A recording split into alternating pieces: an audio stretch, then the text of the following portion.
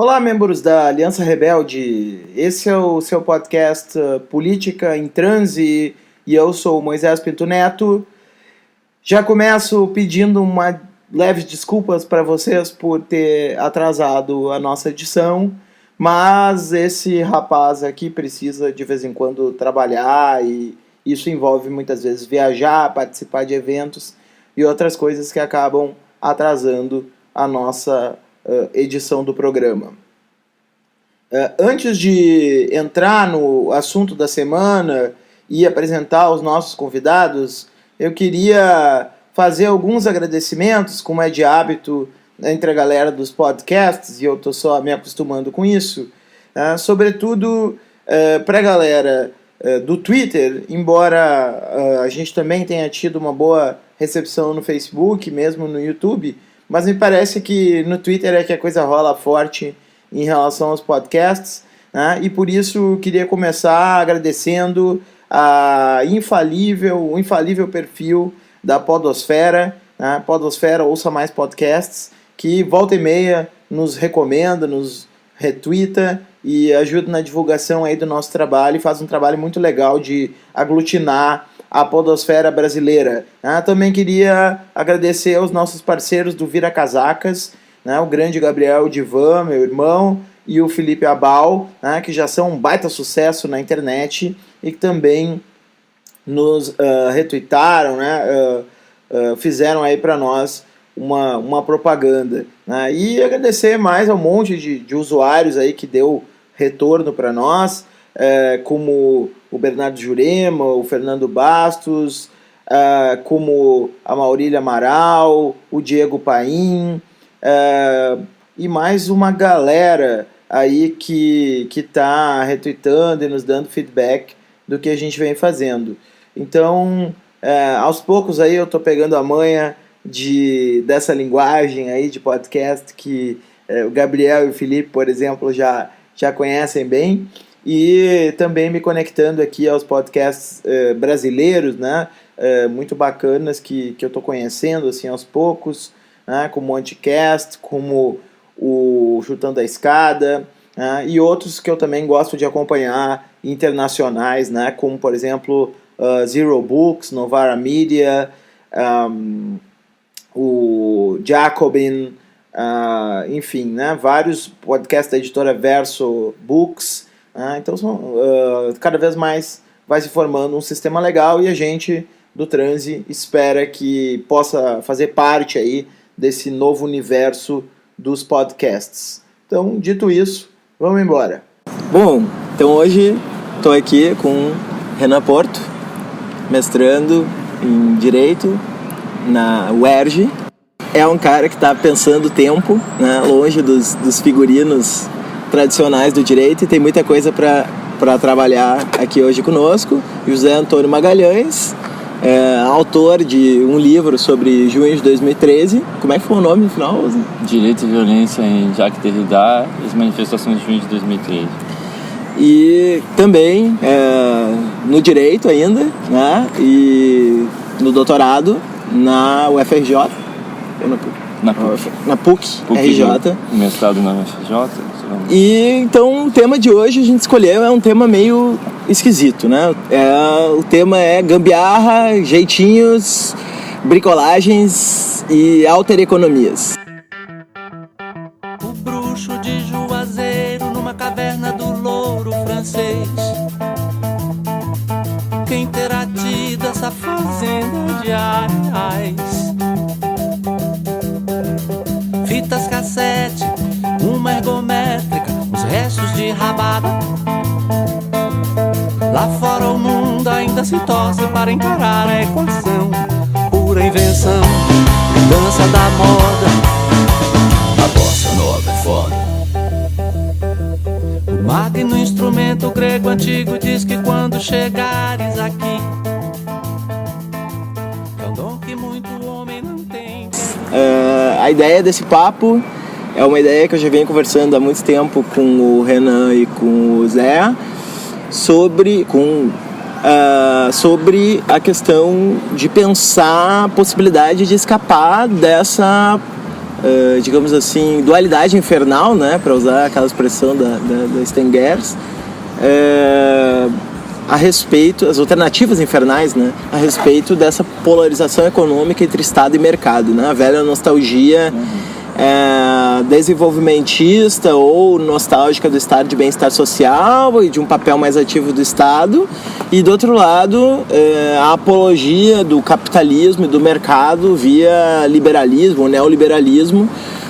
Se é possível a gente pensar nisso em relação a uma terceira região que não é nem propriamente estatal e nem propriamente capitalista, mas que funciona por meio de trocas, por meio de ativações de relação que fazem circular a economia, mas que não correspondem, digamos assim, à forma mercado típica. E qual é o potencial disso promover transformação no nosso contexto atual, né? Ou seja, digamos assim, é possível que isso funcione como um germe de uma outra economia, que funcione como, por exemplo, sei lá, minas no território capitalista, que podem ir explodindo aos poucos e por meio de explosões locais esse longo sistema, ou se tudo isso, na verdade, acaba sendo só um paliativo em relação a lutas mais interessantes. Só para brincar, né, que essa história do direito que eu tô falando, eu me incluo entre os entre esses direito aqui, né? Entre esses dentro, fora do direito, né, nesse lugar meio ainda colocado, mas de certa maneira nas beiradas nas margens da área, né? Quem quer começar? Eu acho que essa coisa do direito é uma forma de colocar a questão do jeito, porque de certo modo ele só consegue, pelo menos assim, jeito, eu acho que é legal ele ser levado a um contexto mais amplo, que leva também a essa economia mais ampla, mas na tradição assim de pensamento do Brasil, se você vai puxar ele dessa tradição de pensamento do Brasil, o jeitinho, né, esse diminutivo que também é muito expressivo dessa tradição, ele só pode ser pensado, ele é um conceito de certo modo jurídico de um jeito Agamben ou de um jeito Derrida de pensar o jurídico, né? No sentido em que o Agamben é um cara que acaba definindo tudo em termos jurídicos, inclusive ele é criticado. Eu vi alguém falar dessa crítica do Lazarato ao Agamben, de que ele definiria as coisas em termos excessivamente jurídicos ao invés de políticos, mas o jeito, ele acaba se definindo essencialmente o jeitinho em termos jurídicos, porque sem uma regra, sem uma normatividade, você não tem como pensá-lo. Embora também acho que pode ser interessante levar ele a uma liberação dessa relação. Pensar também que talvez a relação dele com a norma não seja o que há de essencial nele, embora ele tenha que ser pensado através disso. Eu estou falando mais a partir do jeito porque acho que o contexto que me coloca aqui mais é que eu estou, nesse momento, organizando aí um número de uma revista, da revista Lugar Comum da Universidade Nômade, junto com o Renan, a partir de uma pesquisa que eu tinha começado sobre esse conceito de jeito, partindo dessa discussão de interpretação do Brasil, mas para levar uma discussão do corpo, de biopolítica, que aí eu acho que abre para muitas abordagens diferentes, que podem ir também para bem longe do direito, às vezes.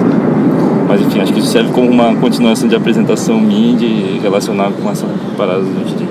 Só para constar que acabou de passar um avião aqui, né? E também esse podcast é uma dupla gambiarra, né? Uma gambiarra, primeiro, porque nós estamos fazendo aqui no meio do Museu Nacional, em pleno ar livre aqui, ou seja, tudo que passa, ônibus, gente, avião, vai acabar, passarinho, vai acabar. Museu da República. Museu Nacional é lá do... Eu falei Nacional, desculpa. É lá na Quinta da Boa Vista, né? Ou eu que tô confundindo? É Museu da República, Museu da República no Catete. O segundo motivo disso ser uma gambiarra é que nós estamos aproveitando uma brechinha na agenda de todo mundo, né, antes de uma intervenção aqui que a gente vai fazer no Museu da República sobre Deleuze e Derrida, junto com o Bruno Cava, né, e então o podcast vai ficar um pouquinho mais curto, porque é o tempo que foi a gambiarra que a gente inventou para ocupar esse tempo, gravar esse podcast. Renan? Então, Fala, pessoal. Eu acho que a própria situação, o fato de que nós três somos pessoas que começaram com uma formação em direito e a partir dessas inquietações passaram a pensar diferentes problemas e talvez por ir percebendo que o direito ele não dá conta por si só de resolver e pensar os problemas em termos simplesmente normativos. Isso eu acho que tem muito a ver com o jeito, no sentido de que a bricolagem, a gambiarra, ela tenta sempre superar determinados limites que circunscrevem certo objeto ou certa situação, né? Então, fazer esse esforço de trazer esses outros problemas, sejam políticos, econômicos, mas que envolvem também as condições de garantia do direito, as condições de se lutar por um direito, né? As condições de se fazer valer um direito ou de produzir a própria materialidade do direito a partir de outros sistemas. Isso, seja epistemologicamente e pragmaticamente também, já tem tudo a ver com a bricolagem. Eu acho interessante como esse termo bricolagem surge. Há quem vai dizer que é um termo que vem da tecnologia, mas uma pesquisa recente que eu fiz, em uma pesquisa recente que eu fiz, eu tentei traçar essa genealogia a partir da arte. Num livro do Isidore Ducasse, famoso Conde de Lautréamont, nos Cantos de Maldoror, no 6º canto, ele faz uma comparação sobre o belo, em que ele diz que nada é mais bonito como o encontro de uma máquina de escrever e de um guarda-chuva sobre uma mesa de dissecação, né? São objetos que não têm relação nenhuma imediata um com o outro, e fazer essa colagem entre eles, né? Fazer essa bricolagem é criar relações improváveis, né? Criar relações improváveis, seja entre objetos ou seja entre pessoas também. Dizem que sou louco por pensar assim. Se eu sou muito louco por eu ser feliz, mais louco é quem me diz e não é feliz. Como às vezes entrar em relação com diferentes grupos e diferentes linguagens, diferentes estéticas, etc., diferentes subjetividades, e colocar em relação não só pessoas, fazer uma bricolagem entre pessoas, mas também entre pessoas e objetos, e entre os objetos também. Eu acho que a bricolagem envolve isso tudo. E eu citei o Lautréamont porque o Max Ernst, um dos precursores do dadaísmo, um artista alemão, ele retoma essa citação do Lautréamont para falar sobre o conceito de colagem, como ele começou a usar a técnica da colagem na pintura. E algo que é muito interessante, né? Normalmente o termo bricolagem é associado sempre ao Lévi-Strauss, e realmente eu começo a pensar isso também com o Lévi-Strauss, e a partir do texto dele no livro Pensamento Selvagem. Se eu posso pensar que Deus sou Eu li algo dizendo que o Lévi-Strauss, quando ele foi para Nova York, ele foi no mesmo navio do André Breton, né? Na verdade, a relação do Lévi-Strauss com a arte é muito forte, assim. Ele escreveu, tem vários textos sobre isso, e os primeiros textos dele também foram textos sobre arte. Tem um texto sobre como é o nome do... Eu esqueci o nome do... Acho que é sobre Picasso, mas bom, não lembro exatamente, eu precisaria confirmar depois, mas ok. O Lévi-Strauss, ele viaja com o André Breton e ele encontra se eu não me engano, ele tem um encontro com Marx Ernst lá em Nova York, né? Ele tinha contato com os surrealistas e ele estava muito próximo disso. E aí eu acho interessante fazer essa genealogia da bricolagem a partir da arte, né? Porque também, e também a partir do surrealismo ou do dadaísmo, porque nos coloca num contexto de experimentação, né? Nos lança numa experimentação. E eu acho que a bricolagem, a gambiarra, o jeito, ele é sempre fazer essa experiência, né? Fazer uma experimentação, se lançar num determinado caos e criar certas relações entre eles, criar uma certa ordem em algo que parece não ter nenhuma relação provável. Eu acho isso interessante. Desculpa, só que semana passada a gente conversou muito com a Alana, né, que estava num outro podcast, e a gente estava falando do nosso conceito de montagem, e montagem, que eu estava também trabalhando montagem em pontilhado, e ela mencionou exatamente essa relação da montagem com o surrealismo, né, como essa retomada seria também uma herança e um certo ajuste de contas com o surrealismo do que foi perdido, assim, digamos assim, essa composição de elementos heterogêneos, né? Que achei que ficou muito legal essa tua diferença entre bricolagem e colagem, né? Eu acho interessante essa parada uma outra ordem de criar uma organização, porque justamente, né, pelo menos o conceito de jeitinho tem uma implicação inicial de quebra da normatividade, né? Ele aparece em oposição à normatividade, né? Até a gente estava falando na vinda até aqui, acho que tem a ver também com esse tema todo, essa coisa de a gente estar partindo das coisas contingentes, né? Das coisas presentes, acidentais. A gente estava atravessando a rua ali, falando sobre como demora um puta tempo para a gente conseguir atravessar a rua, porque o sinal, né, fica fechado horas para o pedestre, porque o trânsito, se não for assim, vai ficar pior ainda. O Renan estava falando antes sobre como a cidade não funciona, né, que o Moisés devia estar pensando que a cidade funcionava na hora de calcular o trajeto, mas em parte é justamente porque existe uma situação opressiva na qual seguir a regra, que seria o normal, se torna impossível. É que se torna necessária uma constante quebra da regra, né? Então aqui a gente está acostumado, inclusive, na circulação da cidade. O jeito do carioca de atravessar a rua é totalmente freestyle, assim, ninguém está ligando se está aberto, se está fechado o sinal, a pessoa vai dar um jeito de atravessar, meio que arriscadamente, mas geralmente consegue, porque já está acostumado também. Então os jeitos e os jeitinhos começam a se desenvolver em contraposição a uma situação normativa violenta, né? Impossível de sobreviver, para poder sobreviver a despeito da situação. Mas eu acho que é importante que não pare por aí mesmo, né? Que aí tem esse segundo momento em que dar um jeito também é, tipo, criar um jeito, também é gerar uma técnica de ser, uma técnica de fazer certas coisas que seja diferente e fazer com que essas diferentes técnicas possam circular e possam, sem necessariamente gerar uma normatividade tão fixa, ainda assim gerar um tipo de organização junto com as outras, né?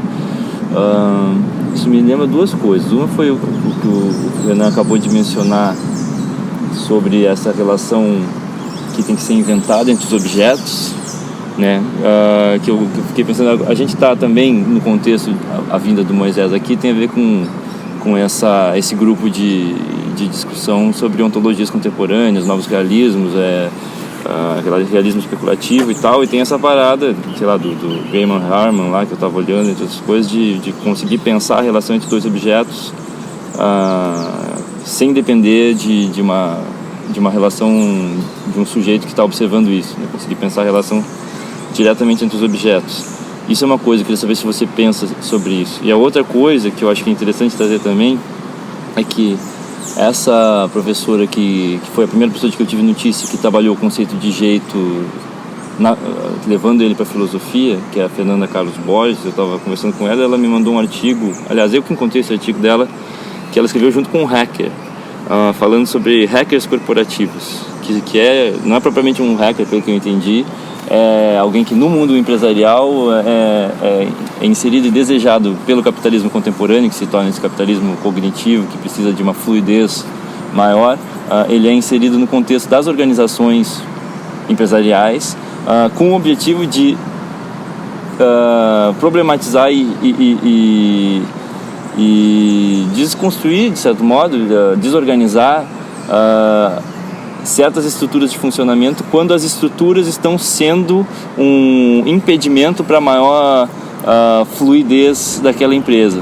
Eu acho isso muito interessante porque num contexto em que tradicionalmente, né, todo esse debate do jeitinho brasileiro, o jeitinho era considerado muitas vezes numa lente negativa, porque eu acho isso uma crítica errada, né? O Gessé Souza faz uma crítica aos pensadores tradicionais do jeitinho e tal, Sérgio Buarque de Holanda, Roberto da Mata, etc., dizendo que eles estariam usando esse conceito de jeitinho, que segundo eles tratariam negativamente. Eles não tratam negativamente, mas ele trata, o Gessé Souza.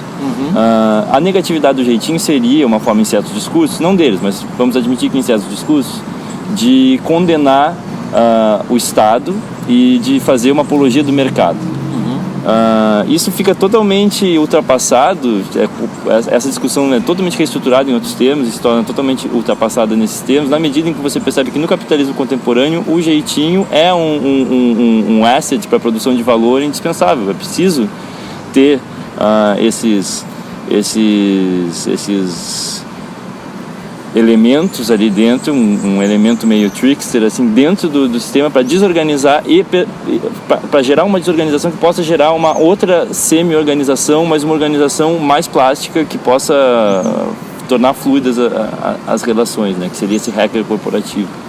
Então acho que isso aí abre também, acho muito interessante essa ligação direta entre esse debate que seria de um arcaísmo, do jeitinho brasileiro, que seria uma coisa pré-moderna, com a conexão direta com essa coisa hacker, informatizada e de capitalismo cognitivo. Uma coisa que o Tom falou no início dessa fala dele de agora é sobre a situação de violência que existe e que condiciona também a própria experiência do jeito e que às vezes é também uma pressão para que se dê um jeito de driblar aquilo. E isso tem muito a ver com a forma como eu comecei a me interessar por esse debate da bricolagem e pensar isso politicamente.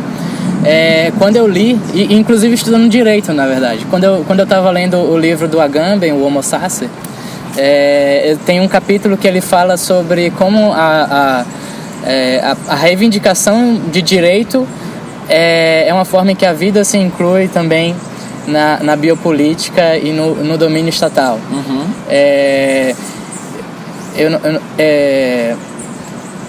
E também eu lembro de outro texto da Butler, no Quadros de Guerra, em que ela fala também sobre essa situação de violência e como essa situação de violência tem sempre uma participação do Estado e na maioria das vezes é cometida pelo Estado.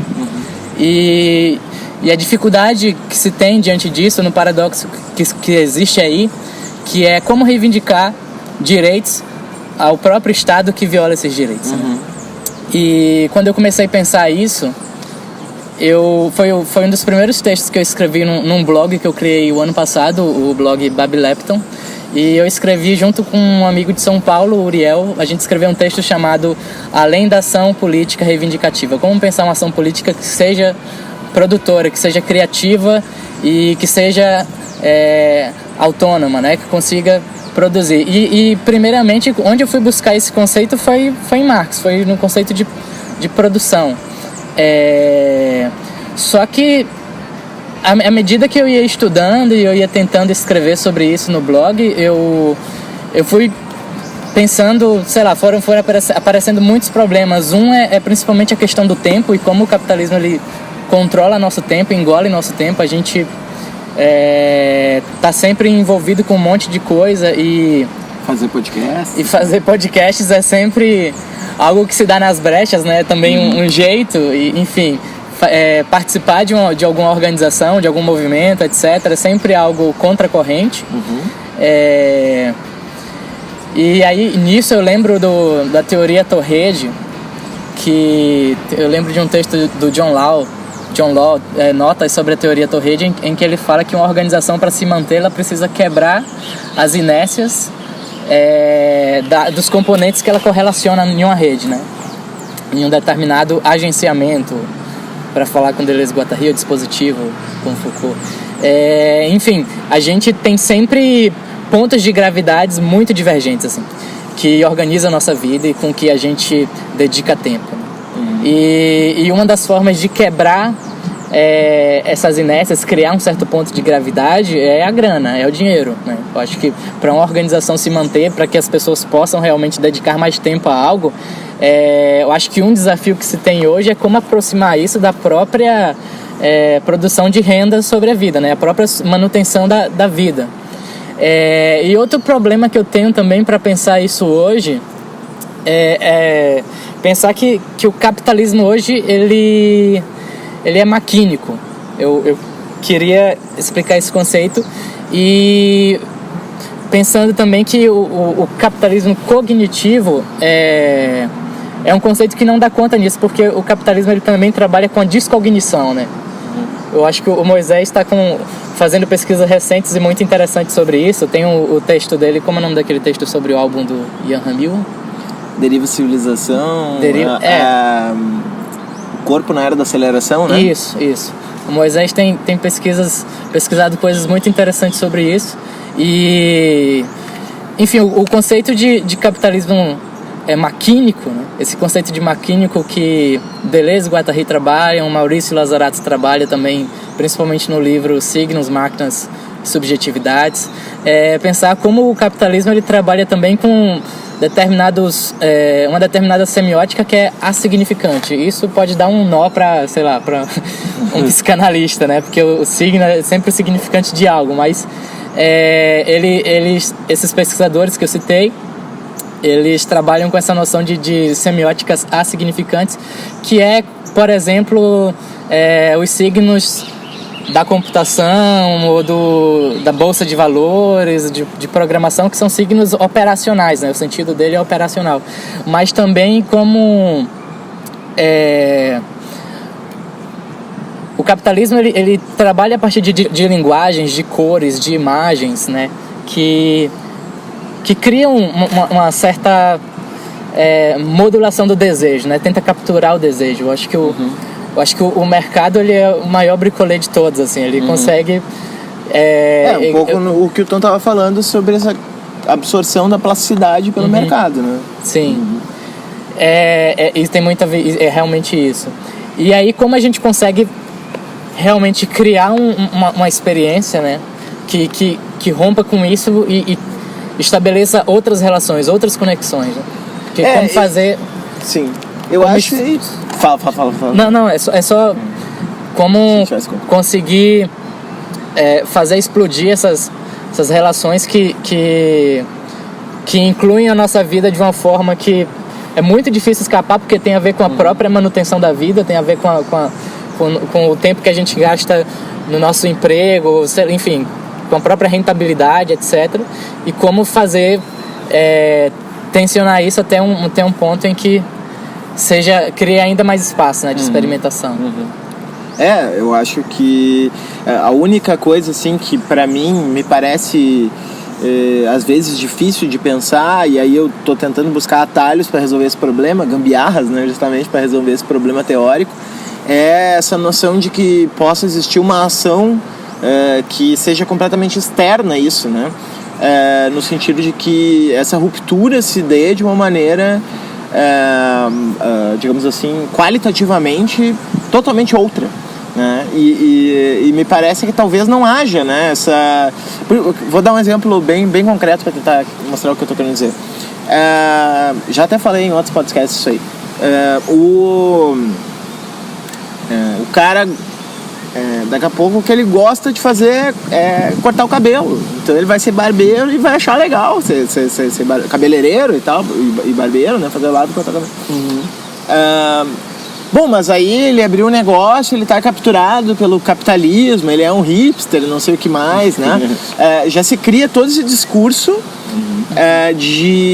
digamos assim, esse desejo foi capturado por essa máquina capitalista e ele, portanto, retroalimenta esse circuito de capitalismo que só vai encontrando uma forma mais e mais flexível. Hello, this is gorgeous. Anybody out there read me? My hand looks gorgeous. Pretty vacant, eh? Subvert normality.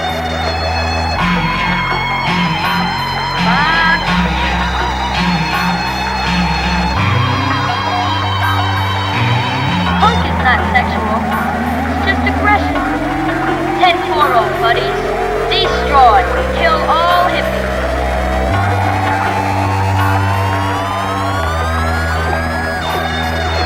Anarchy. This stuff sucks.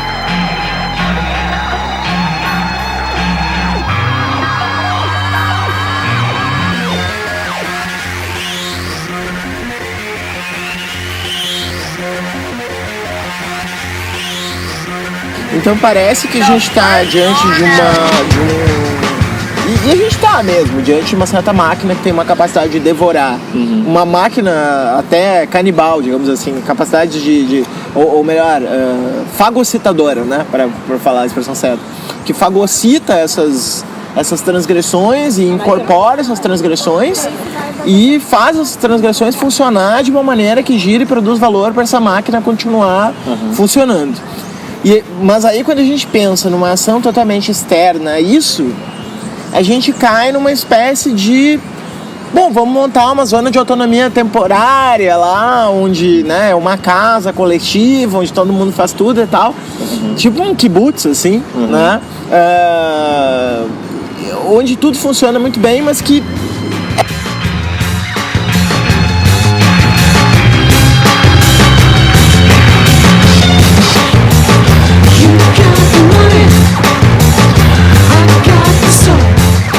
temporário, né? E no próprio livro do Hacking Bay tá isso, né? A natureza da zona da TAS é temporária, né?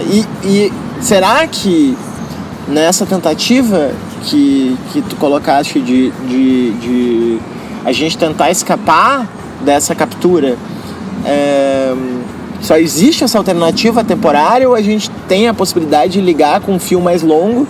E talvez também nessa história de ligar no fio mais longo também parar de acreditar que vai existir um outro lado radicalmente heterogêneo em relação a essas atividades da vida que estão aí florescendo e tal nesse novo capitalismo. Eu acho que assim, eu tinha na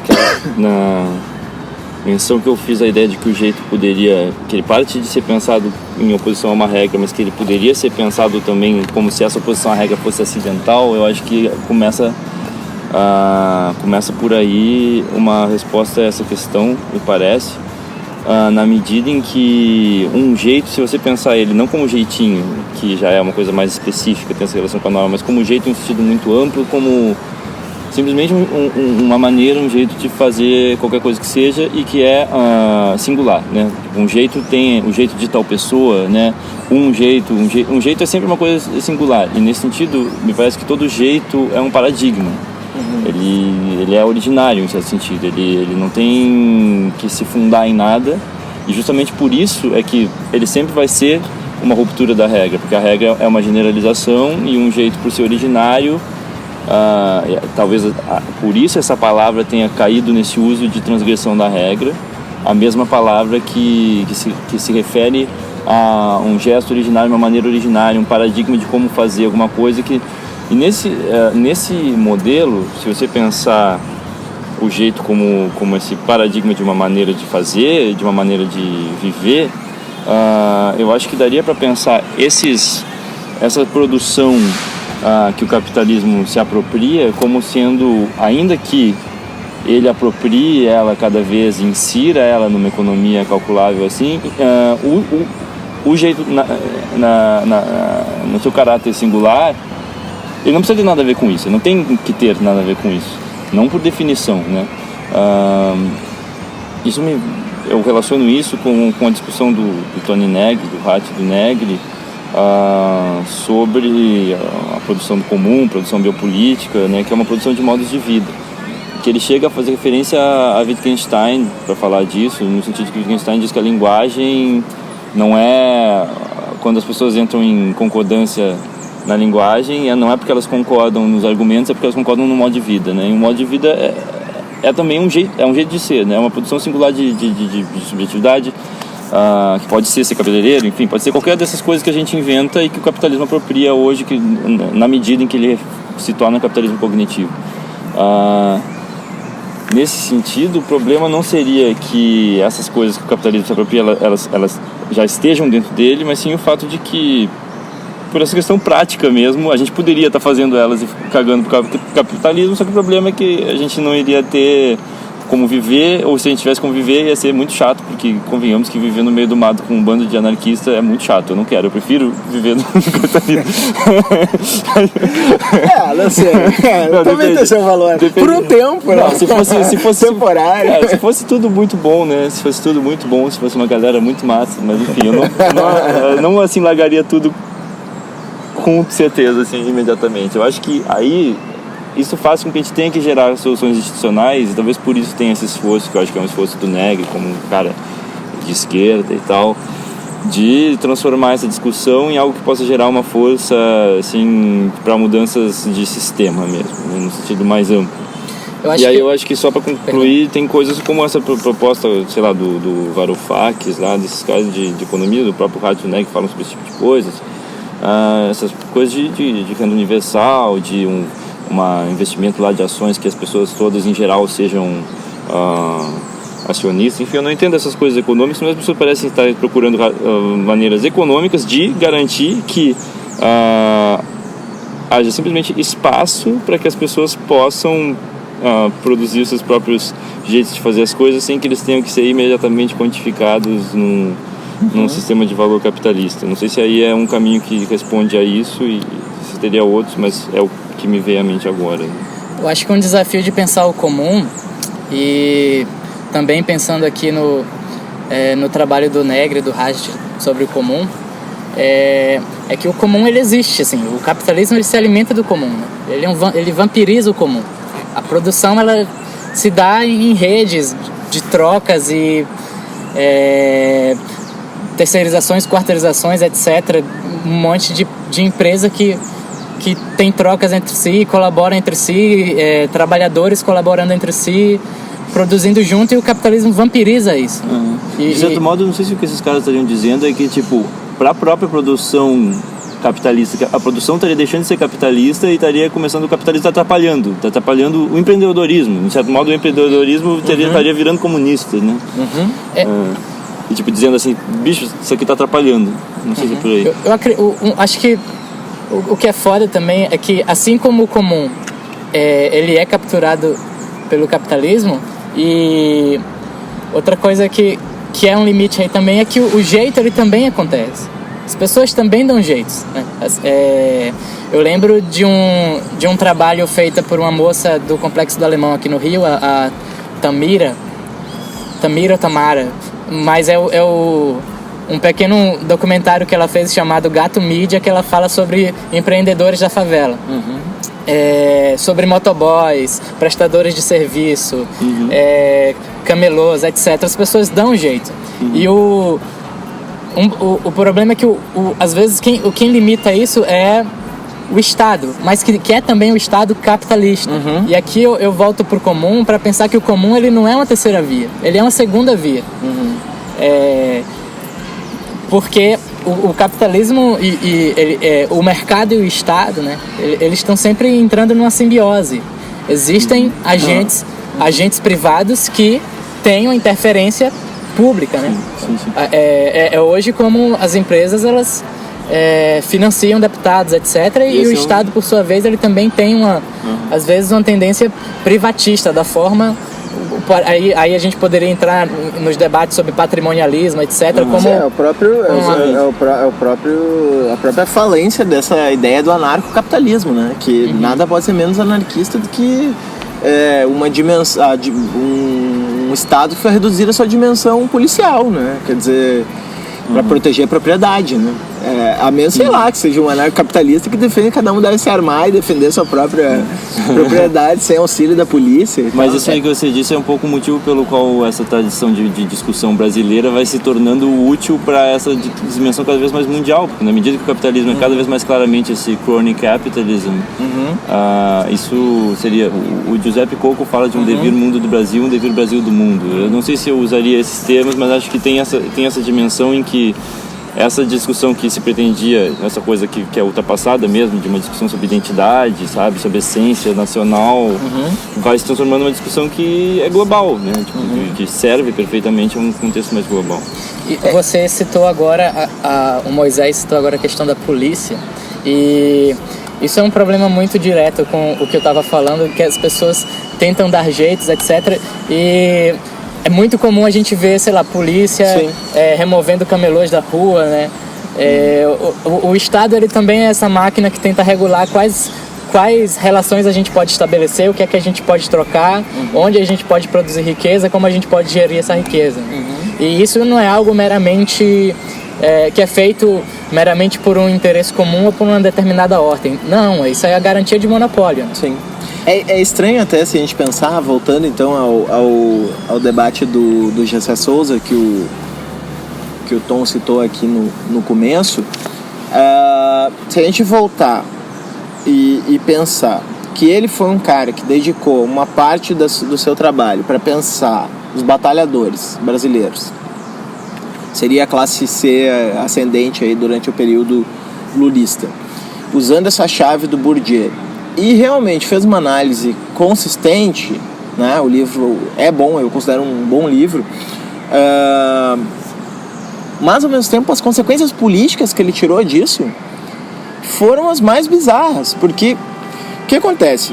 Como ele faz esse recorte dizendo, e na verdade está tudo conectado, né? Ele faz de um lado um recorte político geral dizendo que a tradição brasileira do patrimonialismo é uma tradição que coloca a corrupção como principal elemento cultural brasileiro, e ao fazer isso demoniza o Estado e diviniza o mercado na medida em que coloca a corrupção no centro dos problemas, quando na verdade o centro do problema não é a corrupção e sim a desigualdade social. Portanto, é uma tradição que demoniza o Estado. E do outro lado, ele vai dizer que esses batalhadores são fundamentalmente empreendedores que acreditam ser chefes de si mesmos, mas que a rigor trabalham para o capitalismo flexível, cuja principal característica é exatamente ter eliminado a hierarquia tradicional para explorar, né, fazendo com que, por exemplo, na medida em que o sujeito não tem um chefe, não tem uma fábrica que o pague, não tem nada, o sujeito não tem direito a férias, não tem direito a 13º, não tem direito a nada, e ele fica com a ilusão de ser chefe de si mesmo. Tudo eu tô falando na boca do Gessé, né? Ele fica com a ilusão de ser chefe de si mesmo, de ser um empresário, né? Quando a rigor o que ele é uma espécie de alienado do capitalismo contemporâneo neoliberal, esse capitalismo, esse novo espírito do capitalismo do Boltanski, que apelo, né, que é esse espírito do capitalismo flexível e tal. E aí, o que eu quero dizer com isso? Que tudo se concatena para o quê?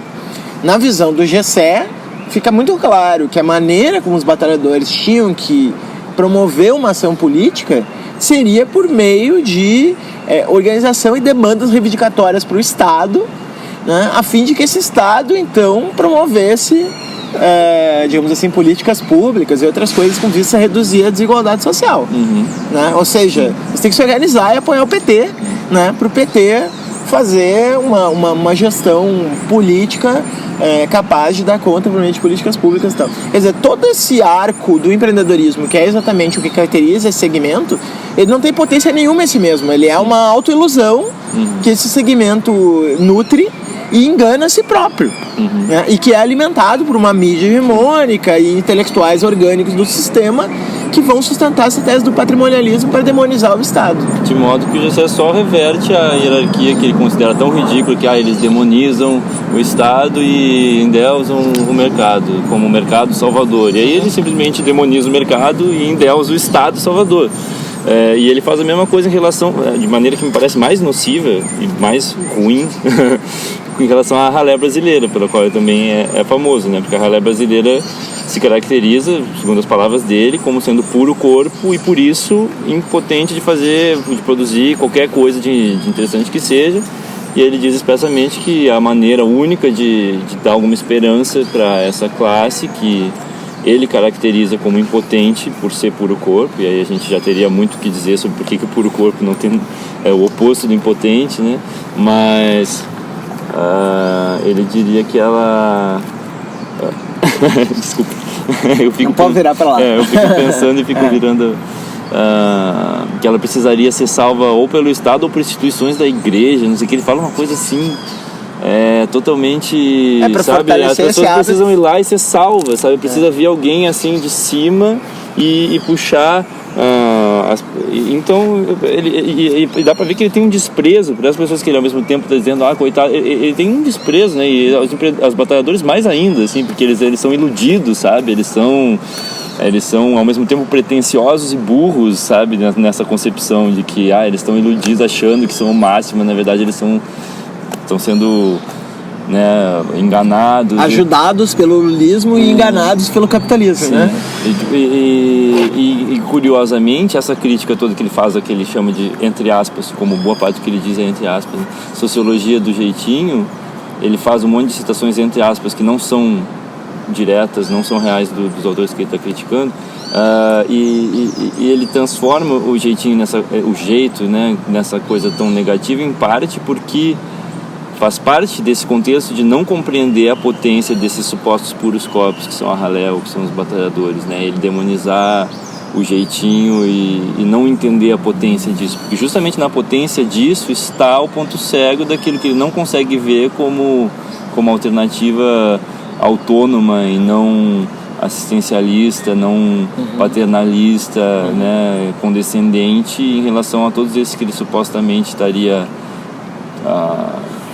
defendendo, mas na verdade está subestimando e atacando.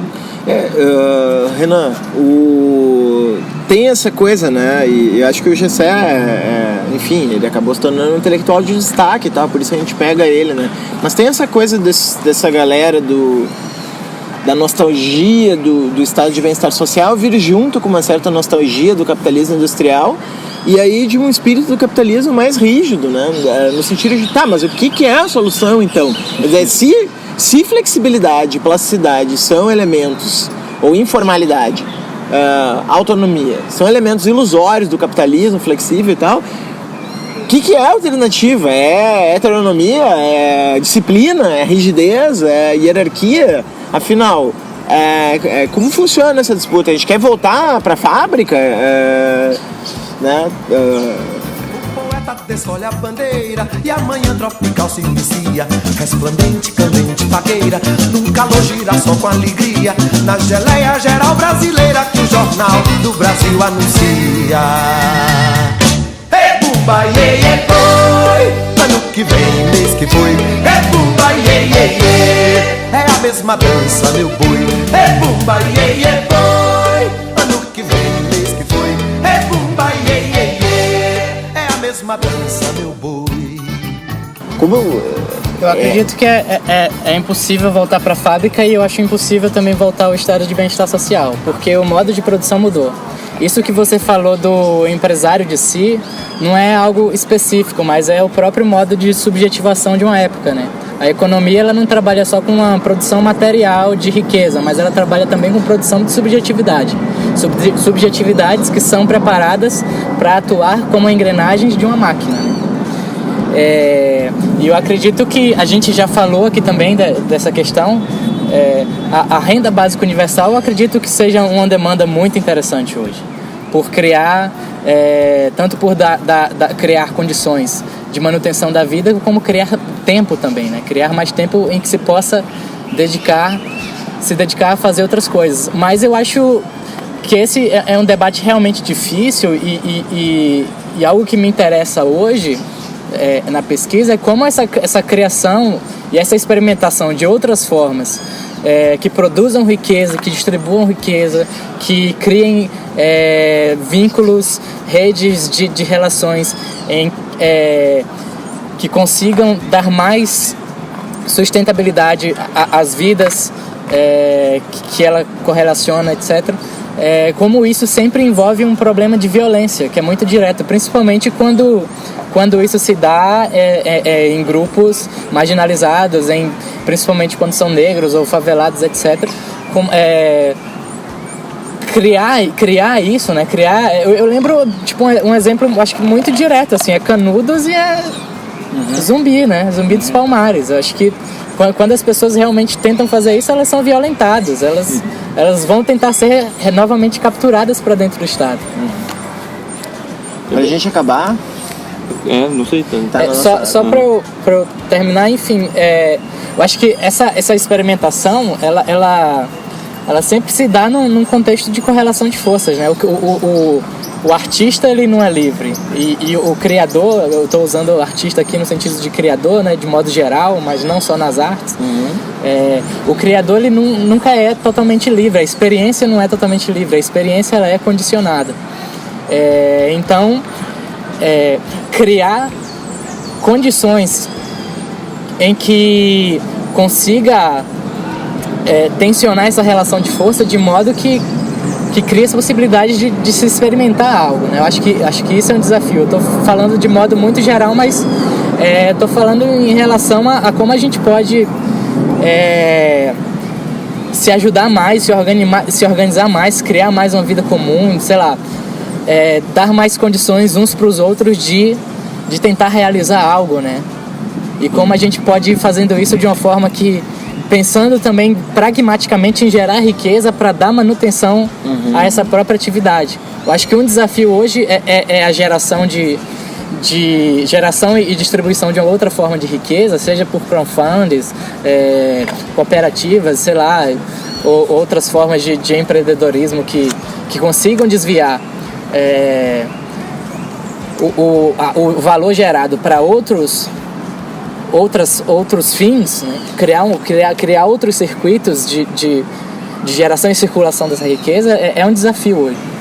Então, para concluir, eu queria dizer duas coisas. Assim, a primeira é que essa produção, que em parte a gente estava falando sobre como a gente não tem tempo, em parte eu acho que a gente não tem, mas a gente tem ao mesmo tempo, porque, por exemplo, né, se o capitalismo cognitivo realmente se baseia nessa produção de ligações, né, se caracteriza por essa produção de linguagem, de comunicação, de conexões, o que a gente faz em redes sociais, por exemplo, todo o tempo, já é isso, né? Só que a diferença é que a gente está fazendo isso no momento atual, por exemplo, o Facebook, né? O contrato do Facebook diz expressamente que o conteúdo que a gente produz, texto, etc., tudo que a gente produz lá é propriedade do Facebook. Então a gente tem um tempo livre que a gente usa para produzir exatamente o tipo de produção cognitiva da qual a gente está falando, só que a gente produz ela e ela é imediatamente apropriada. Então a gente poderia pensar sobre como nos próximos momentos talvez as pessoas tendam a querer e a conseguir de alguma forma se tornar mais donas das redes sociais, né? Como é que a gente pode pensar essa rede social? Se a gente pensar a palavra rede social, né? Por que isso é uma empresa?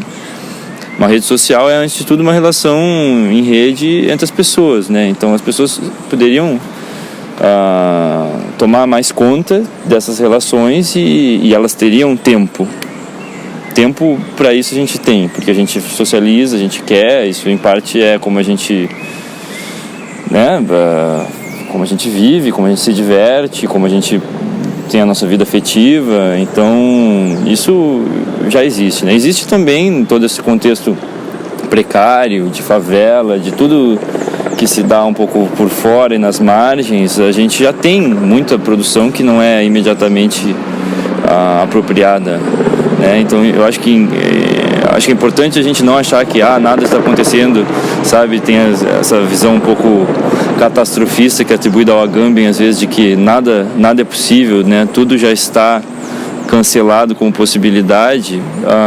Eu acho que é importante dizer que não é em uma outra realidade que talvez alguma coisa se torne possível. Essas coisas já estão acontecendo, né? Ou como diz a música do Legião Urbana, que tudo está perdido, mas existem possibilidades. Legião Urbana é tudo que a gente precisava.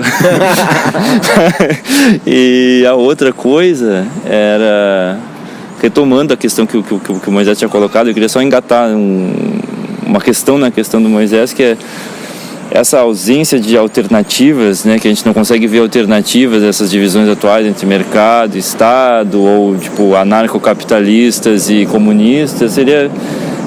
Por que a gente precisa pensar isso em termos de alternativa, né? Será que o problema não é que a gente entenda que as pessoas que estão politicamente engajadas e tentar encontrar soluções alternativas, se elas não pensam em geral, se a gente não pensa em geral, em termos muito maniqueístas, né? De achar que a gente precisa estar de um lado, se opor a um outro, ter um inimigo, que me parece ser uma maneira de pensar a coisa que acaba mantendo sempre um pano de fundo, uma divisão fundamental e apenas procurando posições dentro dela, né? Quando as transformações atuais nessas questões todas possibilitam muitas vezes, como eu acho que ficou bem claro na conversa toda aqui, uma recolocação bem radical de todo o campo, sabe? Em que coisas que estavam muito opostas podem acabar estando muito juntas, coisas que estavam muito juntas podem... Então, né, por exemplo, essa tendência da produção capitalista e se tornando cada vez mais comunista, no sentido de produção do comum, e como ela pode ser também atrapalhada pelas próprias estruturas capitalistas, pelo conceito que a gente tem de valor, ou de empresa, ou da participação do Estado nesses processos todos. Enfim, isso tudo eu não saberia dizer como que se daria, mas eu acho que é importante a gente pensar nisso, né? Pensar como é que a gente pode recolocar essas questões, porque às vezes uma recolocação disso poderia fazer com que essa ausência de alternativa se tornasse, se desse lugar a, às vezes, coisas muito óbvias a serem feitas, né? Soluções ou atitudes muito, muito claras, eu acho. Não sei exatamente onde eu li, mas eu li recentemente uma citação de que a liberdade é sempre também uma experiência diante da morte, que se lançar a liberdade, né, ou ter a experiência da liberdade é também colocar a vida um pouco em risco. E disso eu lembro também do conceito de linha de fuga, de Deleuze e Guattari, e como a linha de fuga pode ser sempre também uma linha de morte, uma linha de abolição. E isso é interessante porque eu acredito que lutar contra o capitalismo é também lutar contra a nossa própria vida e da forma como ela está organizada por essa rede de relações, né? E tentar fazer essa experiência da liberdade, nesse caso, é também uma destruição de uma determinada forma como a vida está agenciada e tentar se colocar em outras experiências, né? Tentar se colocar em tensão, fazer uma tensão contra isso, pensando que às vezes a leitura que se tem do capitalismo é como às vezes algo totalmente externo e algo que parece que tudo que ele envolve se torna também sujo e contaminado e às vezes se fala disso como se estivesse em uma determinada posição moral privilegiada em que se está distante desses problemas. E na verdade é o contrário, né? O capitalismo, ele vampiriza a nossa vida, ele se instala sobre as próprias condições de manutenção da nossa vida, né? E daquilo que a gente produz, como o Tom falou, até mesmo quando a gente está conversando. Boa tarde, vocês vão sair pelo Flamengo? Pra cá. Vamos lá? Tá. Obrigado. Enfim, A gente acho sai pelo Grêmio nesse podcast, pelo Flamengo. Eu acho que a gente agora já tá quase fechando o parque, então nós encerramos. Bom, então esse foi o podcast Gambiarra sobre Gambiarra, onde rolou todo tipo de intervenção externa, helicópteros, aviões, gansos, passarinhos, pessoas, né, seguranças de parque, tudo isso habitou essa natureza aqui construída que a gente fez, esse ambiente construído do podcast. Foi muito legal. Obrigado, José Antônio. Obrigado, Renan. Valeu. E sigam aí nossas páginas. Podcast está disponível no SoundCloud, no canal Transe e no YouTube também Transe. É só procurar que tá lá. E até a próxima.